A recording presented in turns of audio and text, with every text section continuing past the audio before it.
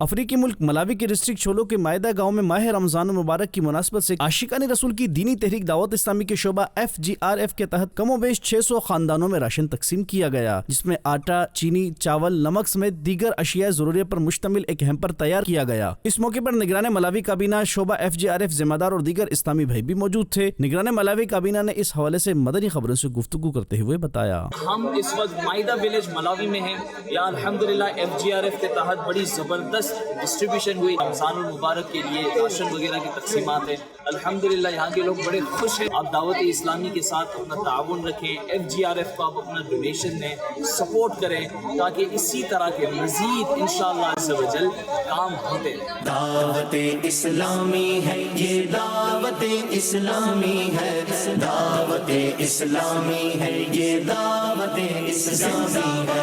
جبکہ نگران ملاوی کابینہ نے مقامی عاشقان رسول اور ذمہ داران کے ہمراہ روزہ بھی افطار کیا، اور اس موقع پر نگران کابینہ نے مدنی خبروں کو بتایا، Alhamdulillah, we have just opened our fast. This is Maida village, subhanallah azza wa jal, in Cholo. And subhanallah azza wa jal, it was a lovely experience. Very same place where some time back we opened our fast as well. And it was the first time for many people here to see dates even. So alhamdulillah, we had iftar with them, subhanallah, we had dua as well.